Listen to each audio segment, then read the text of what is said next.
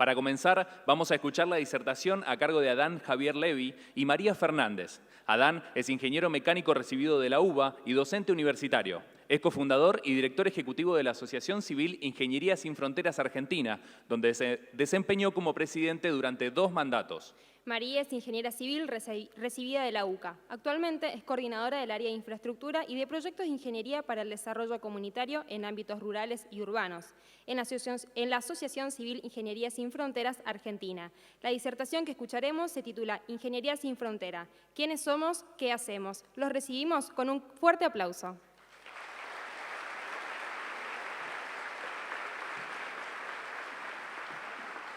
Chicos.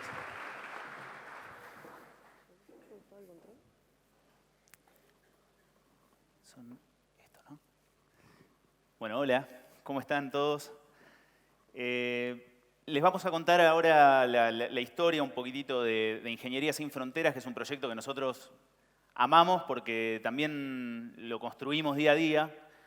Estamos hace mucho tiempo trabajando en esto. Yo acá soy un poco infiltrado porque soy ingeniero mecánico. María, por suerte, es ingeniera civil, así que si surge alguna pregunta del tema, ella va a estar para responder. Pero bueno, la idea es un poquitito contarles a través de nuestros proyectos, a través de todo lo que fuimos haciendo en estos 6 años de existencia, de qué trata. Y que también sepan que es una construcción que se está dando. Eso significa que a medida que vamos sumando voluntades, vamos sumando gente que se interesa por este tipo de temáticas, que son ni más ni menos que vincular a la ingeniería a algo profundamente social, a un entorno adverso. Bueno, este proyecto va creciendo a la velocidad del interés de la gente. Así que bueno, primero para dejar de hablar de este proyecto y un poquitito introducir más, les voy a ver, ahí está. Contar algunos datos macro del proyecto Ingeniería Sin Fronteras. También contarles que nos llamamos Ingeniería Sin Fronteras y no Ingenieros Sin Fronteras justamente porque no queríamos que fuera solamente un espacio que reuniera a ingenieros o ingenieras, sino que también nos interesaba que pudiera reunir a gente de distintas profesiones, de distintos saberes, no necesariamente académicos, gente que tiene experiencias de vida y también en lo académico, también otras profesiones para completar nuestra mirada. Así que, bueno, son 5 años y medio ya, casi 6, que estamos trabajando. Estamos en 7 provincias. Todavía en Mendoza estamos viendo algunas cositas, pero no tenemos ningún proyecto en ejecución. Las provincias estamos en Capital Federal, Buenos Aires, en Chaco, en Santiago del Estero, en Córdoba, bueno, en Chubut y también en Tierra del Fuego.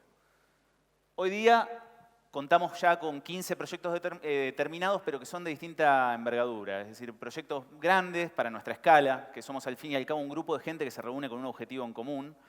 Y también, bueno, a partir de esos proyectos fuimos generando conocimiento que lo fuimos volcando también a distintos cursos que vamos dando. Algunos de ellos online.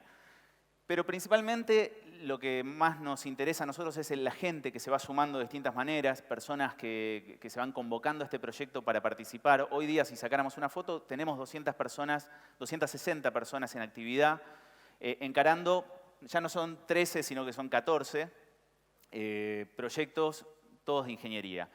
Al fin y al cabo, nuestra organización, que es una asociación civil, como tantas otras asociaciones civiles, tienen el mismo objetivo, que es buscar una sociedad más justa, equitativa, solidaria. Nada más que nuestra estrategia es ir a través de proyectos de ingeniería. Conseguir este objetivo o tratar de aproximarnos, arrimarnos a esto a través de proyectos de ingeniería. Hablando de arrimar, no me voy a arrimar tanto ahí porque en cualquier momento me voy de boca. Bueno, cada uno de nosotros, cada uno de los que formamos parte de este proyecto, tuvimos un camino errante para llegar. Algunos fuimos trabajando en empresas privadas, otros trabajaron en el sector público, y cada uno con su camino nos fuimos encontrando en esto que es Ingeniería Sin Fronteras. En mi caso particular, mi camino fue errante. Empezó por allá, por un 2001, con una gran crisis, y donde esa crisis me impactó. Fue un momento bisagra en mi vida, la crisis del 2001 acá en Argentina. Y después, bueno, 11 años en realidad después, en el 2012, me podría llegar a encontrar con otros y pudimos armar este proyecto que en un principio no existía en Argentina. Existían otras iniciativas a nivel internacional, pero no en Argentina. Así que, bueno, ese fue mi camino. Ahora, María les va a contar el suyo. Bueno, hola, yo soy María.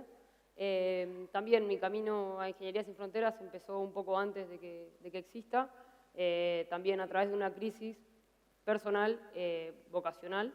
Yo no estaba ya en los últimos años de Ingeniería Civil, me faltaba 1 año y medio, y me parecía que no iba a poder de ninguna manera encontrarme la profesión con la resolución de problemas sociales. Entonces empecé a dejar la carrera y me tomé un tiempo para pensarlo, y en el medio de todo esto fui encontrándome con los chicos de Ingeniería Sin Fronteras y de alguna manera entendiendo que es posible juntar la profesión, cualquier profesión, con los temas sociales. Entonces ahí es como yo llegué a Ingeniería Sin Fronteras. Casualmente llegué a partir de este proyecto. Ahora les vamos a contar un poco de qué se trata lo que hacemos a través de los proyectos que hemos ido haciendo a lo largo de estos años. Este es uno de los primeros proyectos que hicimos en Buenos Aires. Es un salón de usos múltiples en el barrio Ramón Carrillo, en Capital Federal. En este proyecto, como era nuestro primer proyecto que empezábamos a ejecutar, decidimos no estar en todas las etapas del proyecto como para poder reducir un poco la complejidad de lo que íbamos a hacer. Entonces, de aquellas etapas que se consideran en un proyecto, que serían el relevamiento, el diseño colaborativo, la búsqueda de fondos, la planificación, la ejecución y el seguimiento, nos concentramos en lo que por ahí nosotros éramos más fuertes en ese momento, ya que la gran mayoría de nosotros éramos ingenieros, o somos ingenieros, y bueno, nos dedicamos más que nada a todo lo que tenía que ver con el diseño, la planificación y la ejecución. Entonces nos descansamos en otras organizaciones que ya tenían más experiencia en armar equipos de voluntariado, entonces trabajamos con otra organización en eso, y en la búsqueda de fondo que se ocupó el espacio este que estuvimos construyendo. Después, otro proyecto, este proyecto en particular es un jardín de infantes, la ampliación de un jardín de infantes en Quilmes. Y realmente acá nació una nueva forma de trabajar que fue en articulación con el Estado directa, tratando de visibilizar problemáticas, priorizarlas, ponerlas en agenda. Entonces acá, en este proyecto en particular, nosotros nos sentamos con la comunidad que dimensionaba como que habían pocos espacios para la primera infancia, para que pudieran ir sus niños. Entonces, bueno, había que agrandar la estructura, pero también esto había que hacerlo en relación al gobierno. No podíamos agrandar la estructura si no fuera creando un jardín comunitario, sino ampliando un jardín existente. Bueno, fuimos a averiguar, no había planes para hacerlo, y lo que hicimos fue, bueno, tratar de instalar en la agenda y hacer un compromiso también social donde nosotros aportábamos una parte de la construcción a través de una estructura voluntaria en conjunto con la comunidad, y el Estado tenía que comprometerse a poder ampliar este jardín, terminar la obra.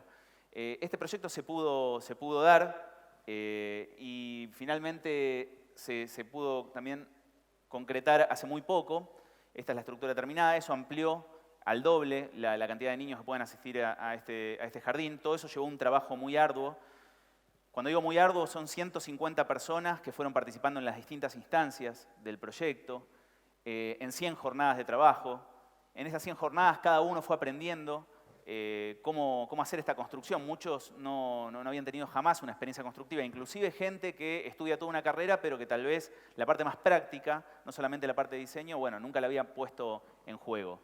Así que esta obra, además de esos 100 días, además de esas 150 personas involucradas, también involucró muchas negociaciones, porque al no estar en la prioridad, hubo que ponerlo en prioridad, y eso fueron negociaciones a nivel político que se trabajaron también muy fuerte con esta comunidad.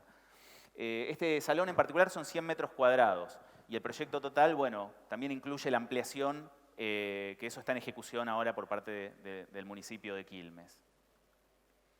Bueno. Una cosita que me olvidé de comentar acá, en el anterior, acá. Ustedes pueden ver, acá hay muchos civiles, hay perfilería estructural. Nosotros hacemos los diseños de obra y acá es interesante que les cuente un poco el modelo de trabajo que tenemos, porque esto se hace casi íntegramente con mano de obra voluntaria, un 99% de mano de obra voluntaria. mano de obra voluntaria y en algunos casos tiene que ser bastante especializada, así que tratamos de conseguir eso. En este caso diseñamos la obra porque teníamos un donante, un gran donante de perfiles estructurales que nos dona alrededor de 4 toneladas por mes. Entonces hicimos el diseño sobre esa base. También tenemos donantes de máquinas eléctricas que nos abastecen en las obras, pero tratamos eso, de juntar a muchas, no solo instituciones públicas, instituciones privadas también, empresas, que puedan colaborar y hacer el armado de este proyecto, completar el armado de este proyecto. Así que bueno, esta obra en particular se ejecutó los días sábados y esas 100 jornadas fueron 100 sábados muy intensos. Ahora sí. Bueno, ahora sí. Bueno, este es un proyecto que empezamos hace 4 años en José Lon Suárez, provincia de Buenos Aires, y con este proyecto una de las cosas que aprendimos es a bajar un poco la ansiedad que tenemos por ahí a veces los ingenieros por resolver problemas en lo inmediato, y estuvimos habitando una mesa barrial del barrio de Cárcova a lo largo de 2 años, en donde todas las semanas o cada 15 días asistíamos a entender un poco cuáles eran los problemas de este barrio y qué era lo que el barrio iba poniendo en prioridad. Entonces, al principio empezamos con algunos proyectos chiquitos de resolver la instalación eléctrica de algunos centros comunitarios, y bueno, hasta que salió este proyecto que fue elaborado acá en esta mesa barrial, que era la creación de un polo productivo adentro del barrio. Entonces nosotros empezamos con lo que por ahí era más sencillo en ese momento, ya que había un grupo de personas que venían del rubro de la fábrica de aberturas de aluminio. Entonces construimos un taller, que es ese que ven en la foto, para que se puedan ejecutar ahí adentro las aberturas de aluminio. La idea de este proyecto inicialmente era que se pueda incorporar gente del barrio a trabajar en el mismo. Al principio esto no fue tan sencillo porque, bueno, armar un emprendimiento productivo para cualquiera es bastante complicado, y más adentro de este lugar en donde tal vez las oportunidades no son tantas. Entonces empezó con un grupo de 2 personas, que son las que están ahí en la foto, no la señora de atrás, sino los 2 de adelante, que eran uno de ellos los que tenía el conocimiento de la fabricación de aberturas.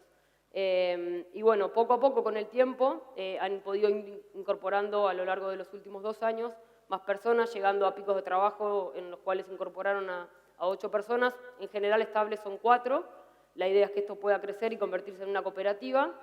Y uno de los objetivos principales de este espacio era que se pudiera convertir en un taller escuela, para que más gente del barrio pudiera aprender el oficio de la fabricación de aberturas de aluminio. Esto también llevó un tiempo, nosotros terminamos la construcción de este proyecto en el 2014 y recién en este año estamos pudiendo empezar a dictar nuestra primera clase el sábado anterior sobre la fabricación, no de aberturas de aluminio, pero sí de herrería.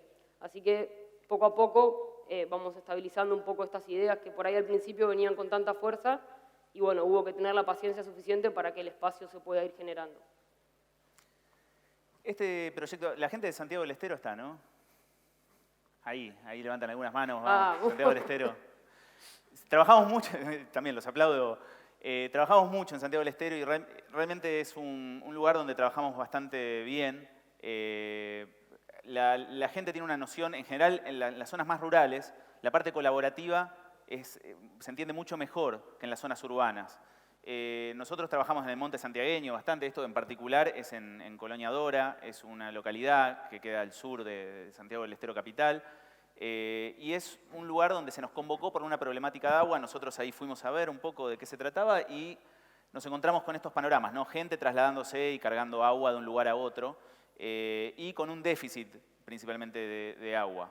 Entonces, bueno, nosotros llevamos alguna solución, estuvimos un poquito precipitados en llevar esa solución, pero después, esto que les decía María antes, ¿no? Detuvimos nuestra marcha y no estuvimos tan enfocados a pensar en la solución, sino más en entender el problema, que es tal vez lo más importante, y eso hace que uno abra un poquito más el espectro y pueda llegar, tal vez con más tiempo, pero a una solución un poco más realista y un poco más, que sea más funcional para resolver el problema.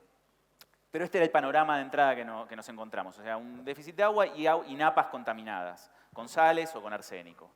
Entonces lo que hicimos fue empezar a recorrer y nos encontramos con este problema, en algunas, particularmente en 2 canales, habían puentes que estaban en este estado y nos enteramos también que el municipio distribuía el agua en camión cisterna.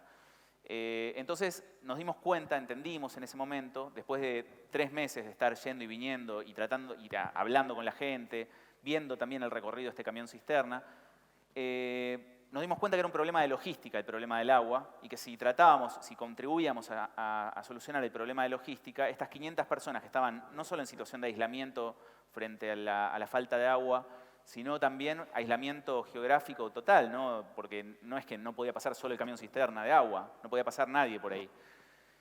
Este puente y el otro aislaban a estas 500 personas. Entonces empezamos primero para preparar un proyecto, tratando de generarlo con la mayor solidez posible, pensando en cómo podríamos de manera conjunta, con los saberes del lugar, con el conocimiento de la gente, pero también con los aportes de las distintas instituciones a las que les podíamos tocar la puerta, cómo lograr solucionar esto. Pero antes teníamos que saber si estaba en la agenda de alguien, si alguien ya estaba planeando resolverlo. Entonces nos entrevistamos con las instituciones, no lo tenían en agenda, no lo tenían en la agenda futura tampoco, entonces bueno, sí hicimos el trabajo de construir este proyecto uniendo todas esas partes. Esta es una de las instancias donde estamos convocando a asambleas vecinales, rurales, y donde estamos tratando de llegar a puntos en común y entender lo que es un proyecto colaborativo. Porque tal vez el que tiene ya una experiencia con la computadora trabajando en un documento, bueno, ya lo tiene instalado, ya sabe, ya lo tiene en la piel que es un trabajo colaborativo. Pero no es tan simple generar trabajo colaborativo entre personas que hablan tal vez lenguajes distintos, personas que tienen formaciones distintas, que son de lugares distintos. Entonces, tenemos que lograr una conciencia en común para eso y tenemos que lograr compromisos para que eso suceda. Así que bueno, muchos de estos espacios de diálogo donde no son siempre felices, donde muchas veces hay frustraciones puestas en juego, son personas que no tienen acceso al agua, no estamos hablando de acceso a otras cuestiones menos básicas.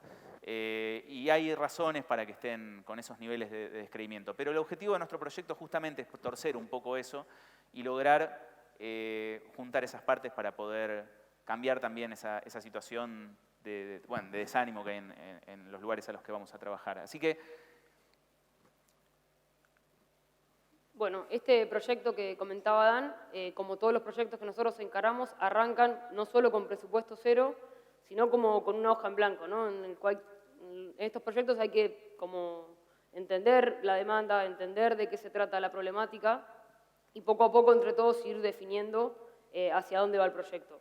En particular, este fue también uno de nuestros primeros proyectos en Santiago del Estero y arrancó más o menos junto con el primero que les contábamos. Y bueno, hubo que salir a buscar todas las partes, ¿no? Acá como que entendimos que muchas veces los recursos están, pero están dispersos y bueno, muchas veces nuestra función en los proyectos que hacemos es buscar esos recursos y juntarlos. En este caso en particular, sabíamos que no había ninguna institución pública que pudiera hacerse cargo de la ejecución completa del puente, pero sí fuimos a golpear las puertas de todas las que tenían que estar de alguna manera, por lo menos viendo qué es lo que estábamos haciendo. Entonces fuimos al Consejo de Ingeniería a presentarles el proyecto, fuimos a Vialidad de la provincia, que fue quien puso la piedra y la arena, fuimos a Recursos Hídricos, que terminó aportando la maquinaria y de alguna manera el visto bueno de los planos que habíamos ejecutado. También el municipio de Colonia Dora puso todo lo necesario para la logística y la ejecución del proyecto y quedaba en ese momento simplemente en cuestión económica por buscar lo que era el cemento y los hierros para la construcción del puente. La mano de obra la poníamos de entre Ingeniería Sin Fronteras, el municipio y la comunidad de Puente Negro. Y bueno, como decía Dan recién, nosotros trabajamos mucho en cuestiones colaborativas y esta en particular fue bastante colaborativa y de distintos lugares del mundo incluso. Un grupo de chicos de Suiza con toda la exigencia de las normas suizas y como son los suizos, fueron los que empezaron a trazar el diseño. Por otro lado estábamos nosotros, de acá de Buenos Aires, y por otro lado estaba la gente, de acá de Buenos Aires no, de allá de Buenos Aires, y por otro lado estaba la gente de Puente Negro, que era la que tenía por ahí el conocimiento práctico. Bueno, muchas veces no es tan sencillo articular todas estas partes y que todas se pongan de acuerdo como para trabajar sobre lo mismo. Así que tuvimos que trabajar mucho en eso al principio para poder terminar el diseño del puente. Como les decía recién, un grupo de chicos de Suiza que terminaban la facultad, y querían venir a hacer un proyecto social a Argentina. Entonces nos escribieron, nosotros justo estábamos empezando con la ejecución de este puente, o con el diseño en realidad, y bueno, ellos se agruparon y en vez de irse de viaje de egresados vinieron a hacer un proyecto social. Y más o menos hicieron todas las fundaciones, que es más o menos el 40% de la ejecución de la obra, y además se ocuparon de la búsqueda del financiamiento de este cemento y los hierros que les comentaba recién. Bueno, finalmente todas esas partes juntas que existían antes de que nosotros fuéramos, pero simplemente el proyecto lo que hizo fue ordenarlas, direccionarlas y tratar de que todas tengan un fin en común. Bueno, todos logramos la construcción de ese puente y otro más, eran 2 puentes que estaban aislando. Algo interesante para contar de este puente es que la participación de la gente del lugar empezó en 0%. O sea, la gente no se conmovió tal vez con esas asambleas o no creyó del todo que era posible esto de hacerlo juntos. Realmente nos decían que esto seguramente era una mentira más y no iba a suceder. No entendían tampoco que viniera gente de lugares distintos a querer colaborar en eso. El asunto es que a medida que fueron avanzando, tal vez el poder de un proyecto de ingeniería es que tiene hitos muy visibles. Entonces eso hace que uno pueda percibir el avance. Es distinto a algo que tal vez es más de orden teórico, que uno no puede ver ese avance. Pero acá se veían los avances, se hacía la excavación, se hacía el bypass del canal, y eso hizo que poco a poco se fueran involucrando. No fue fácil, fue 1 año y medio y eso fue progresivo. Pero lo interesante es que los últimos meses de la obra fue 100% con la gente del lugar trabajando en esto. Y fue un logro colectivo que se festejó muchísimo en la zona y que también impulsó a que la gente pueda juntarse para exigir por sus otros derechos. No ser solamente artífices de las soluciones, sino también saberse merecedores de los derechos a los que merecemos todos, ¿no? Entonces, este proyecto tuvo ese gran valor. También un actor que no les comentó María fue una escuela que en este año y medio, yo no les dije algo, pero ese año y medio nos tomó hacer el primer puente y el segundo nos tomó medio año. Y esto tiene que ver con la confianza construida entre todos los actores que participaban. Construir esa confianza nos costó 1 año y medio, o tal vez 1 año, medio año de ejecución de obra, pero 1 año de construcción de confianza. Es mucho, pero no es algo raro. Cualquier relación requiere un tiempo de dedicación a la construcción de confianza. Bueno, acá pasa lo mismo, y más con actores que no se conocen de entrada.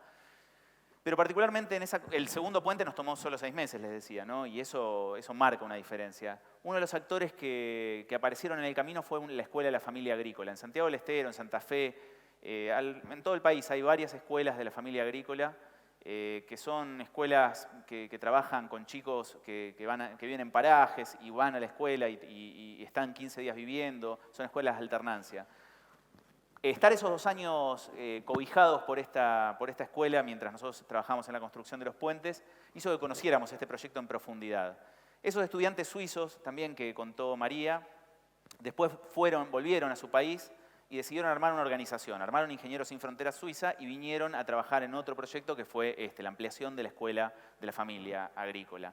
Así que fíjense cómo la cosa se va ramificando inesperadamente, ¿no? Unos chicos que venían a hacer una experiencia puntual de fin de carrera, después decidieron, bueno, amplificar un poco todo esto, formalizarlo y poder aumentar el alcance.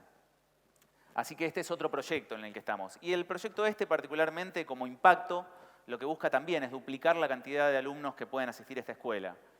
Y es importantísimo poder duplicar esa matrícula de chicos en esta escuela, que es una escuela pública de gestión privada, o sea que todos los recursos los tienen que conseguir de manera privada. Así que realmente es muy cuesta arriba.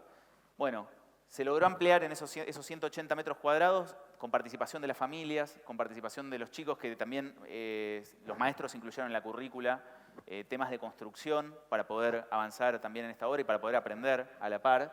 Así que fueron muchas personas trabajando en esto. Bueno, siguiendo con Santiago del Estero, ahora nos vamos un poco más al norte. Esta población se llama El Negrito y queda bastante más al norte que Colonia Dora, casi al límite con Chaco. Bueno, acá llegamos un poco que nos acercó la propuesta a un encargado de un edificio de Buenos Aires que nació y vivió mucho tiempo en este lugar y nos comentaba las problemáticas que tenían. Cuando nosotros llegamos a este lugar entendimos también que un problema fuerte, como en muchas zonas de Santiago del Estero, es el acceso al agua. Y bueno, nos comentaban un poco cómo resolvían la situación, pero que no les alcanzaba, ¿no? Ellos hace años ya que vienen trabajando con la recolección de agua de lluvia,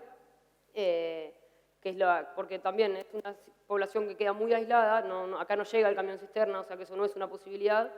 Igual que en Colonia Dora, las tierras están contaminadas con arsénico y con sales, entonces es muy complicado extraer el agua de la tierra. La opción más clara que les queda es la recolección del agua de lluvia. Y un poco lo que hicimos es, basándonos en eso y en algunos datos del Organismo Mundial de la Salud, para tratar de mejorar o emparejar un poco la cantidad de agua por día, por persona, que podíamos garantizar a través del diseño de los techos y los espacios de almacenamiento de agua. Así que un poco lo que estuvimos trabajando en este proyecto en principio fue eso, y también la recolección de agua para animales, que se hace de la misma manera, pero a través de grandes lagunas de agua.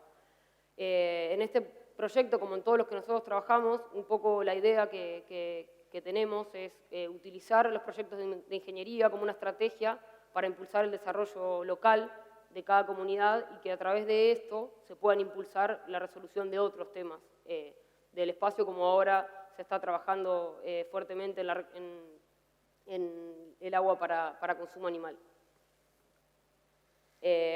Bueno, ahora nos movemos a otra provincia. Este es un proyecto en Córdoba que empezó hace 2 años. A Córdoba llegamos a través de un chico muy insistente que quería hacer, como decía Dan al principio, nosotros dictamos 3 cursos. Uno de ellos es de gestión estratégica de proyectos sociales, lo dictamos en Buenos Aires y de manera presencial. Y este chico cordobés quería sí o sí hacerlo. Nos pidió que por favor le grabáramos las clases. Entonces él se conectaba por Skype y así era que participaba del curso y asistía a las clases presenciales. Un poco a través de esta insistencia de él es que terminamos haciendo el mismo curso con algunos recortes de manera virtual, como para que todas las personas puedan acceder a este mismo curso. Y con la insistencia de él y algunos voluntarios que trabajaban de manera remota, fue que empezamos a pensar en el primer proyecto en Córdoba. Adán viajaba también en esa época a un congreso parecido a este, más chico, ¿no? Y se encontraba por primera vez con estos 3 chicos para empezar a pensar en el primer proyecto en Córdoba, que era la construcción de un salón comunitario en el barrio Padre Angelelli. Hoy en día esa figura anterior era como nosotros llegamos al lugar y este es el salón que terminamos construyendo y hoy en día ya estamos pensando, en realidad estamos trabajando y empieza ahora en noviembre la ejecución del segundo proyecto de Córdoba. Pero lo importante de este proyecto, más allá del proyecto en sí y del próximo que estamos desarrollando, es que nos permitió poder empezar a pensar en un equipo sólido de Córdoba y de hecho ahora a partir de noviembre podemos incorporar la primera persona rentada de Córdoba como para poder empezar a pensar en la situación de una manera más estratégica, ¿no? Y después hay proyectos más disruptivos en los que trabajamos, por ejemplo, dentro de las cárceles. Este es un proyecto en particular donde trabajamos en la cárcel de Devoto, en Capital Federal, en la construcción de una cooperativa imprenta que tuviera una pata adentro y una pata afuera, es decir, la pata afuera es la pata comercial, la pata adentro es la pata de producción, y que esta cooperativa pudiera estar equipada, pudiera tener procesos, contemplando la dificultad de tener un muro en el medio, y que la gente pudiera trabajar ahí y una vez que gana la libertad pudiera continuar con su trabajo, no perder esta continuidad laboral. Entonces ese proyecto fue bastante ambicioso, pero está en marcha, ya está, esa cooperativa imprenta funciona hoy, tiene más gente, va creciendo. De hecho es proveedora nuestra cuando tenemos material de impresión y realmente fue un proyecto muy bueno. Esto nos inspira también a avanzar sobre otros proyectos en cárceles. Hoy día estamos avanzando en la cárcel de Seiza, en la construcción también colaborativa de aulas para las jóvenes detenidas que no tienen espacios ni recreativos ni tampoco de estudio. No sé si saben, pero en general cuando hay espacios de estudio en las cárceles la reincidencia disminuye muchísimo. O sea, es algo que no solo es bueno para el que está adentro, es bueno para el que está afuera, es bueno para todos, porque la cárcel tendría que cumplir un poco ese rol de poder revertir una situación y no profundizarla. Entonces, ahora sí estamos trabajando en este proyecto, donde, como los proyectos que vieron antes de voluntariado, pero adentro de la cárcel, donde la gente de las universidades más cercanas pueden acceder y trabajar en conjunto con las chicas que están detenidas para construir estas aulas y un Zoom también. Eso realmente va a permitir que también la universidad pueda entrar a este sector también para poder brindar clases a esta población que no tiene acceso a eso. Así que proyectos más disruptivos, menos disruptivos, pero en general lo que tratamos es de abordar distintas problemáticas, distintos ejes temáticos. Hay un eje de trabajo, por ejemplo, que las cooperativas que vieron, que les comentamos, es un eje fuertemente pensado en aumentar la calidad y la cantidad de oportunidades de trabajo en lugares donde no hay tantas oportunidades. Después tenemos el área de participación comunitaria. Los centros comunitarios en barrios muchas veces son vehículo de muchísimas otras cosas más, de restitución de derechos. La gente va ahí y el que no tiene DNI puede tener un DNI. Hay un montón de cosas. Los más chiquitos pueden tener una alternativa a la esquina y eso es bastante poderoso. Los clubes y los centros comunitarios en los barrios hacen muchísimo, es una gran labor. Así que participación comunitaria es otro eje temático nuestro. Después tenemos integración territorial, los puentes, los caminos, todo lo que hace que una población aislada, bueno, esté menos aislada y en la medida de lo posible no esté aislada geográficamente. También tenemos el eje fuerte de trabajo en agua, donde tratamos de generar ese acceso al agua, no solamente para el consumo humano, sino también para el consumo animal, que muchas veces es la fuente de trabajo de la gente del lugar. Y también el eje más fuerte en el que trabajamos, que creemos que es el más potente, que es educación, es decir, ampliar toda infraestructura edilicia que pudiera, siempre que hay el caso típico de alguien que se contacta con nosotros para trabajar en una ampliación de un espacio educativo, es una organización que ya tiene los recursos como para poder crecer, tiene la capacidad dentro de la propia organización, la capacidad humana de poder avanzar y crecer y ofrecer más, por ejemplo, matrícula en una escuela, pero tiene un freno, un cuello de botella con la infraestructura. Entonces ahí es donde nosotros somos un actor que se nos convoca para trabajar sobre esto. Entonces el eje educativo es un eje al que le damos mucha importancia. Bueno, nada, una síntesis ahora pequeña porque básicamente, aunque nuestros proyectos son pensados con una cabeza muy ingenieril, tienen algunas distinciones a un proyecto convencional de ingeniería y les quería contar algunas de las distinciones que tienen nuestros proyectos y después abrir un espacio de preguntas para que puedan hacer algunas preguntas. Así que vamos a tratar de hacerlo bastante rápido esto. En cuanto a la participación, nuestros proyectos buscan la participación comunitaria. Esto que ven ahí es un conjunto de personas de distintos lugares que tienen ese fin en común y trabajar en el problema del otro, que no es ni más ni menos que el problema de uno, visto desde otro ángulo. Así que cuando todos trabajamos en un problema hay una apropiación, hay una pertenencia a eso y después eso realmente tiene mucha incidencia en el uso que se le da después. Son todos custodios de eso, hay una apropiación, es fuerte. El tema de la participación no solo importa que la gente ponga la mano de obra para sumar eso que falta, sino también para algo que tiene que ver también con la autoestima de cada uno, que es poder lograr proyectos que contribuyan al bien común.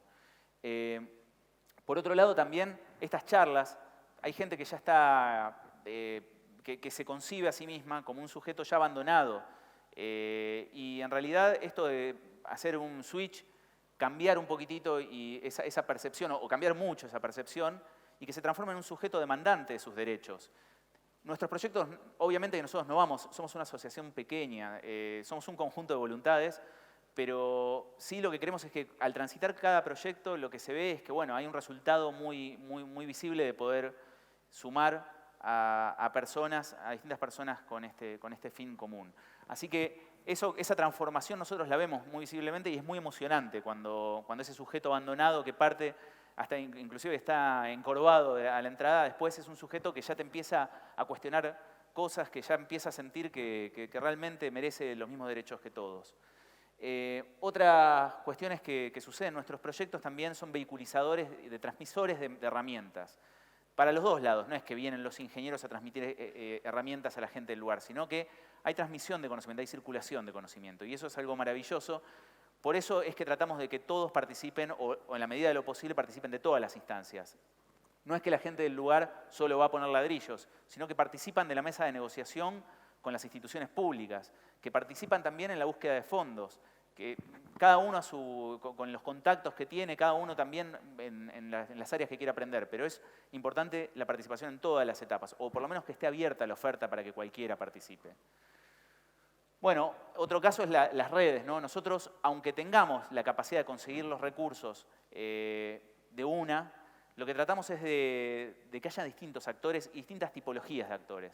Es decir, que haya un municipio, que haya una provincia, que haya una empresa, que haya una institución educativa y que entre todos podamos colaborar para poder lograr ese objetivo. Entonces, nosotros nos esforzamos por dejar los suficientes espacios en blanco para que eso suceda. Así que de vuelta, sin alianzas es muy difícil conducir el desarrollo.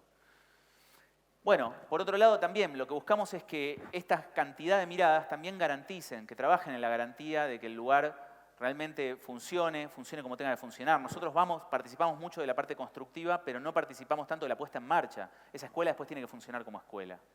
Entonces, nosotros también, este trabajo en conjunto, también lo que hace es un acompañamiento posterior en todos los desafíos que implica hacer andar algo, que es muy difícil.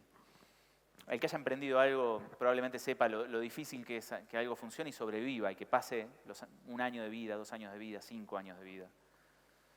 Por otro lado, la interdisciplinariedad. Y en la interdisciplinariedad es esto, ¿no? Y no solo en la interdisciplinariedad. Yo sería más amplio, la diversidad. Distintas miradas, amplificar esa mirada, porque realmente los problemas complejos requieren una mirada amplia. Y sí, precisamos que no solamente haya un enfoque técnico, sino que también haya un enfoque social, que haya un enfoque ambiental, que haya un enfoque que tenga que ver con la historia del lugar, respetar esa historia. Y para todo eso se necesita que estas distintas miradas estén al servicio del proyecto, es fundamental. Entonces, trabajar con la diversidad. Ahora, trabajar con la diversidad tiene una dificultad, que es trabajar con la diversidad. Porque siempre es mucho más fácil trabajar con iguales que con personas que tienen distintas formaciones. Entonces, bueno, elegir no el atajo, sino el camino más difícil, pero que es el camino más rico en el que podemos trabajar. Por otro lado, lo que les dije antes, ¿no? Ya vieron, un ejemplo práctico, 1 año y medio para un proyecto y medio año para un proyecto del mismo calibre. Esa es la velocidad de construcción de la confianza. Cuando construimos confianza, estamos invirtiendo en el futuro y eso es lo que tratamos de hacer en cada lugar en el que estamos. Nosotros no nos vamos después de haber terminado un proyecto, sino que tratamos que el segundo proyecto logre capitalizar todo lo que sucedió en el primer proyecto. La construcción de confianza es algo fundamental y también hace que cosas buenas puedan nacer de lugares donde muchas veces no hubo recursos asignados para que eso suceda. Así que, en general, cuando nosotros vamos a un lugar y nos presentamos, la primera respuesta es de descreimiento. Hay que trabajar mucho para revertir eso, pero es posible, absolutamente posible. De hecho, casi ningún proyecto se nos truncó por falta de confianza. Siempre se construyó, la confianza se construye. Así que bueno, y para terminar con esta primera parte, después vamos a cumplir con una tarea que nos dieron acá los chicos, que era definir el perfil de ingeniería, pero principalmente todo esto requiere tiempo. Y esa es una distinción respecto a un proyecto convencional de ingeniería, donde tal vez se intenta minimizar muchas veces el tiempo. Acá lo que buscamos es que el tiempo se equilibre, que la gente pueda participar, y eso merece muchas charlas, merece mucha dedicación, merece mediar los conflictos. Así que el tiempo es una variable que nosotros manejamos con mucha cautela y que tratamos de no acelerarlo, pero tampoco frenarlo para que el proyecto tenga sus hitos, porque los hitos también contribuyen a esta confianza. Entonces, esas son un poquito las diferencias que tenemos con un proyecto, pero en realidad más que diferencias es donde nosotros ponemos el especial énfasis, porque tal vez hay proyectos convencionales que también hacen énfasis en esto. Bueno, nos habían pedido también que habláramos un poquito del perfil de la ingeniería. ¿Qué consideramos nosotros que es el perfil o el rol del ingeniero? Nosotros creemos un poco que el rol del ingeniero de este tiempo y de siempre es de alguna manera acompañar las transformaciones sociales, por ahí desde el lado para el cual estamos formados, que muchas veces es el rol del ordenador, de ordenar todas las ideas que están dando vueltas. Como decíamos, todos los proyectos se componen de distintas miradas con una diversidad grande de personas, pero bueno, nuestro objetivo muchas veces está puesto en ordenar esas ideas para poder concretar los proyectos. Así que un poco eso es lo que nosotros creemos y lo que hacemos todos los días. Sí. No tengo nada que agregar a eso, me parece que es el rol que nosotros, y también es el rol que espera muchas veces la gente de nosotros, que ayudemos en ese orden y en que estén esos hitos y donde se puedan ver parcialmente esa llegada al punto final. Así que bueno, este es el proyecto que amamos, que les queríamos comentar, que queremos verlo crecer de a poco y que lo queríamos compartir con todos ustedes que vienen de lugares tan distintos. Así que bueno, gracias por escucharnos.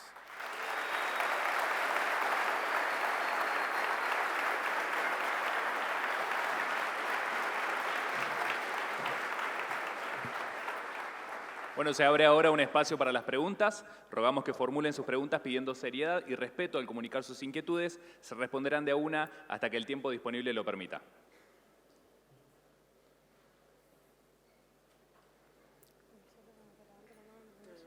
¿Quién quiere hacer una pregunta, chicos? Ahí.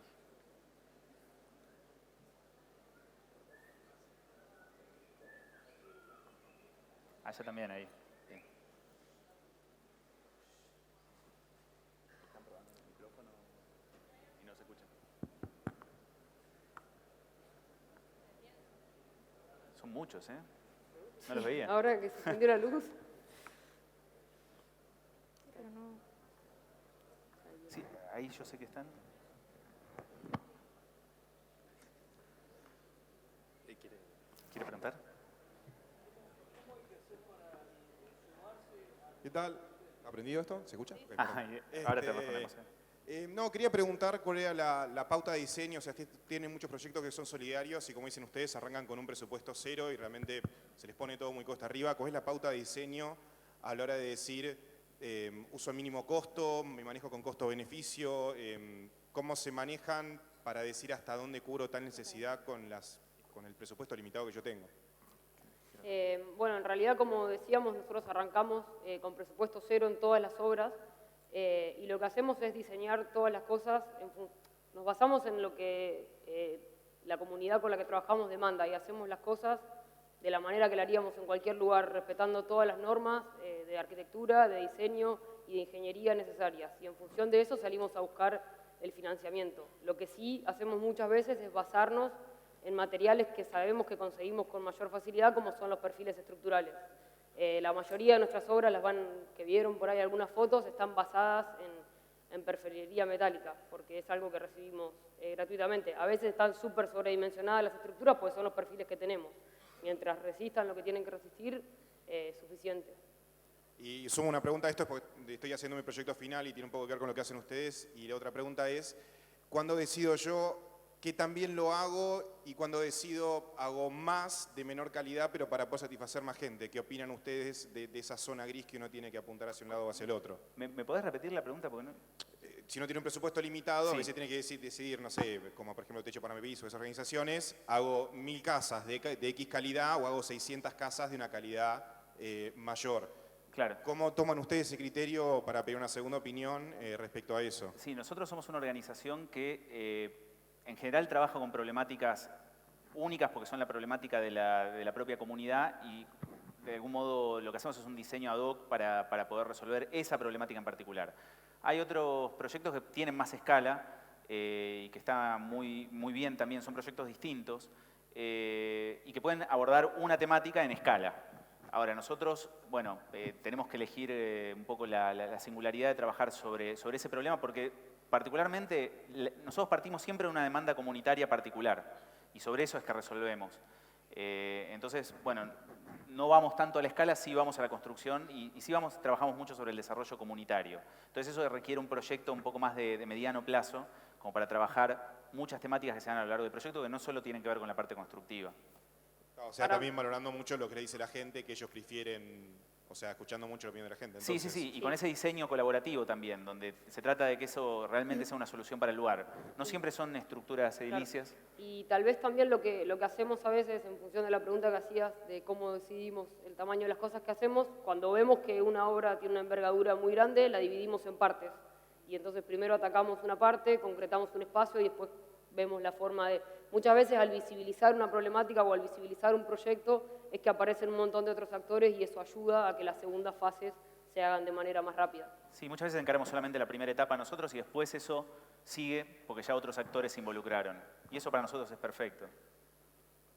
bueno, era esas consultas. La verdad que genial lo que están haciendo. Muchas gracias. Bueno, gracias a vos. Teníamos otra pregunta para acá adelante. Ahí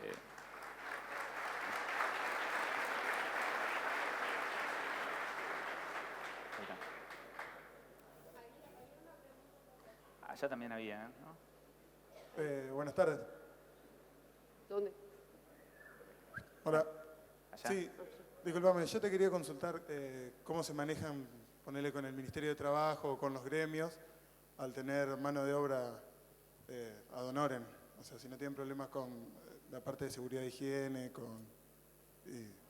¿cómo se trabaja ese aspecto? Sí, nosotros trabajamos en general con los municipios. Muchas veces son los que, la parte de obras de un municipio es la que valida después, o la que se ocupa más de la parte formal, de formalización de la obra. Y la parte de higiene y seguridad sí, nosotros la cubrimos con gente propia. También hay muchos proyectos nuestros que se hacen en lugares donde, por ejemplo, en un barrio o un asentamiento donde todavía no hay una tenencia de las tierras. Bueno, ese barrio está hace 25 años. La gente ya está viviendo ahí hace muchísimo tiempo. Entonces nosotros trabajamos en esos proyectos colectivos donde están en la informalidad. Y lo que tratamos es de formalizar lo más que se pueda, Eso significa hacer intervenir a muchos actores estatales y que sean parte de ese proyecto. Entonces después nos apoyamos en ellos en distintas instancias, por ejemplo en la parte de higiene y seguridad, por ejemplo en la parte de seguros, de responsabilidad civil. Todo eso tratamos de apoyarnos en general con los municipios. Pero sí, trabajamos siempre en esa delgada línea, ¿no? Porque a fin de cuentas estamos en un barrio que todavía no tiene resuelta el tema de las tierras. Claro, y ustedes como organismo, ¿el gobierno les facilita el tema del seguro, de cosas así? Hay gobiernos y gobiernos. Algunos sí, trabajamos muy colaborativamente, toman esta pata, la llevan a escala, tal vez lo que hacemos, toman lo que sigue. Hay municipios o gobernaciones con las que pudimos trabajar muy bien, hay otras que no. O hay sectores, no siempre solamente con una gobernación o un municipio, sino que hay sectores dentro de los municipios, sectores dentro de las gobernaciones, donde podemos tener un muy buen diálogo, un trabajo muy fuerte, donde se ve como un aporte más nuestra contribución, nuestra actuación en eso. Y hay otros que no, hay otros donde la colaboración es muy difícil y muchas veces esto forma parte también del estudio de viabilidad previa del proyecto, donde si sabemos que hay un actor con el que es muy difícil trabajar, pero que es indispensable para poder llevar ese proyecto a buen puerto, tal vez en la evaluación muera ese proyecto, no podamos avanzar sobre eso. O no, si no es tan rígida la cosa, bueno, podemos trabajar en el desarrollo de ese vínculo. Bárbaro, muchas gracias. Me encanta lo que hacen. Bueno, gracias.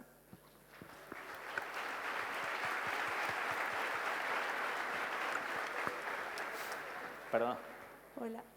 Hola, yo les quería consultar si tienen algún trabajo a la organización, fuera de la organización sería. Nosotros, en particular nosotros dos, yo les conté, hoy día somos 260 personas y de a poco fuimos pudiendo rentar algunos roles porque más o menos tenemos una regla práctica que para trabajar de manera segura, de manera coordinada, necesitamos más o menos que haya un rentado cada 50 voluntarios estables. Eso tiene que ver con el porte de la organización. Nosotros necesitamos que sucedan muchas cosas de entre semana, por ejemplo, muchas reuniones, muchas compras, todo tiene que estar en distintas obras, en distintos puntos del país. Los materiales tienen que estar en el lugar para aprovechar ese pico de mano de obra voluntaria. Entonces, sí tenemos una estructura rentada que es de 7 personas hoy. Una persona en Córdoba y 6 personas en Capital Federal. Nosotros dos hoy día formamos parte de esa estructura rentada, pero fue progresivo. Los primeros 2 años no tuvimos ningún rentado, porque era todo voluntariado. Después, cuando empezamos a tener también una formalización, a tener compromisos que cumplir, a ampliar nuestro juego, bueno, nos fuimos dando cuenta que necesitábamos y además porque es riesgoso lo que nosotros hacemos, entonces no es cualquier cosa, las obras no se pueden caer, no podemos trabajar de una manera desprolija. Entonces fuimos formalizando y parte de la formalización fue incorporar estos roles. Por eso es que como Córdoba, por ejemplo, ahora creció con su nuevo proyecto, tiene un grado de autonomía grande, tomamos la decisión de que un rol rentado vaya ahí para también desplegar el juego un poco más allá. Pero más o menos es esa regla a dedo, es más o menos un rentado cada 50 personas voluntarias que están con tareas en proyectos. Bueno, muchas gracias. Allá había alguien que estaba pidiendo hace rato, yo estoy tratando, pero no lo logro. No tiene micrófono todavía, así que... ¿Está o acá? No, vos sí. ¿Qué tal?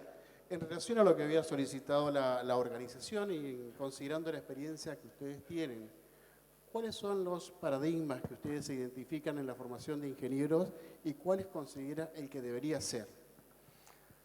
Está bien, buena pregunta. Nosotros basamos un poquitito en nuestra experiencia, que nuestra experiencia fue una formación estrictamente técnica. La técnica nos ayuda mucho, el pensamiento ingenieril basado en la técnica está muy bien y nos da muchísimas herramientas para encarar estos proyectos. Sí nos parece, a nosotros en particular nos hubiera gustado en nuestras carreras que tuvieran una impronta o que nuestros proyectos bajaran un poco más a nuestro entorno y nuestra educación bajara a nuestro entorno y pudiera enfrentarnos en una instancia tan plástica como es la etapa donde todos acá están transitando, un momento donde uno tiene mucha capacidad de incorporación, que pudieran vincular al entorno con sus adversidades. Si las universidades pudieran, que yo creo que están haciendo un trabajo fuerte ahora para vincular a la universidad más fuertemente con el entorno propio y generar proyectos alrededor de eso. Hay muchos trabajos profesionales de fin de carrera que se están dedicando a eso. De hecho, nosotros canalizamos trabajos de fin de carrera. El paradigma, para mí, el que buscamos es de una ingeniería que esté dedicada fuertemente a las problemáticas más cercanas, a las problemáticas sociales, a las problemáticas que nos rodean y que son muchísimas. Eso no significa que tengamos que tener todas personas dedicadas a esto, sino que sí que tengan la oportunidad, sí que puedan estar en el sector público. Creo que eso contribuye mucho. Sí creo que las universidades están yendo en esa dirección, de a poquito, pero están yendo. Sí. ¿Vos querés agregar algo, no? Sí, en lo personal, un poco en línea con lo que decía Dan, creo que vendría muy bien, o por lo menos yo hubiera esperado un poco más de eso a lo largo de la carrera, de entender un poco más cuál es el contexto, por lo menos del país, frente a todas las problemáticas, al menos de la carrera que yo estaba estudiando, que es Ingeniería Civil, poder entender cuál es la situación de la infraestructura del agua en Argentina, de los caminos, de la vivienda. Yo terminé la carrera sin saber, o sabiendo porque mi trabajo final sí lo canalicé a través del déficit habitacional del país, pero sin entender bien cómo estaban paradas las distintas provincias en las distintas problemáticas sociales. Eso por lo menos me parece que al menos despierta la curiosidad de uno para entender hacia dónde orientar las herramientas que aprendió en la universidad. Bien, vamos con la última pregunta para cumplir con los tiempos. Hola. Primero, felicitaciones por el trabajo y por será? ser garantes de derechos para todos y todas. ¿Dónde Y ¿Dónde la estás? pregunta... Ah. Acá. Está bien. La pregunta es, más allá de los criterios económicos o de disponibilidad de mano de obra y materiales, ¿cuáles son los valores que ponen en juego los criterios al momento de tomar una decisión sobre qué problemática afrontar y trabajar? Porque imagino que les deben llover propuestas. Sí. Entonces, ¿cómo toman esa decisión? Bueno, son batallas que tenemos, porque en realidad hay muchísimas cuestiones necesarias, hay muchísimos proyectos viables. En la viabilidad nosotros lo que estudiamos bastante es el grado de organización que tienen quienes nos piden la participación en el proyecto. Tratamos de que no sea una persona que tenga un interés particular, aunque sea comunitario, pero que haya habido un trabajo previo de generar una organización, una semilla de organización en el lugar, y que eso después nosotros podamos ayudar a potenciarlo. Pero el trabajo previo tiene que estar hecho por la comunidad, de reunirse, de llegar a acuerdos previos. También evaluamos mucho la viabilidad política, esto que les decía, ¿no? Hay lugares donde ya tuvimos experiencias en distintos lugares, van cambiando los actores políticos, pero sí evaluamos mucho los niveles de conflicto que hay en el lugar. hasta asumir la responsabilidad de un proyecto. Una vez que asumimos un proyecto, nosotros no lo dejamos hasta el final. El proyecto nos puede dejar a nosotros, pero nosotros no lo dejamos al proyecto. Sin embargo, para aceptar un proyecto, somos muy cautelosos. Y en esta viabilidad también vemos la capacidad nuestra de asumir un proyecto, la capacidad técnica nuestra. Hay proyectos que nosotros no podemos asumir por la modalidad de trabajo que tenemos, que muchas veces involucra voluntariado, no exclusivamente. Si tuviéramos que hacer algo, hay algún porcentaje que nosotros podemos hacer con mano de obra rentada. Pero tratamos de que sea lo mínimo posible porque también queremos ser un canal de participación y eso tiene que ser, nuestros proyectos tienen que abrir el juego al voluntariado. Entonces, esto, viabilidad política, nivel de organización de quien nos solicita el proyecto, factibilidad técnica de ese proyecto, capacidad nuestra de poder asumirlo. Y también, bueno, la disponibilidad que tengamos en ese momento, que eso es un poco una cuestión más de coyuntura nuestra. Pero eso es lo que buscamos. En general, Bueno. cuando está lejos, lo que nosotros buscamos es que haya un núcleo organizado. Es decir, nosotros ayudamos mucho a que núcleos como el de Córdoba puedan trabajar, pero necesitamos que tengan un cierto nivel de autonomía. Nosotros podemos trabajar en proyectos, por ejemplo, que nos rodean, que están cerca. Lo más lógico es que haya nodos en cada lugar y que cada nodo pueda ejecutar el proyecto que le queda más cerca. Por eso es que nosotros tratamos de trabajar mucho en ese concepto. En los lugares que están lejos, trabajar en un equipo local que pueda encarar eso. Y esa es la forma en que trabajamos. ¿Vos ibas a agregar algo? No, básicamente eso iba a decir y obviamente algo que parece muy obvio pero que es importantísimo, que la comunidad que nos está convocando realmente tenga alguna especie de derecho vulnerado, ¿no? Eso es como el punto inicial en el que nosotros empezamos es lo primero que miramos, digamos. Bueno, les agradecemos a los ingenieros por habernos brindado esta interesante disertación. A continuación se hará entrega de un presente por su amabilidad y predisposición.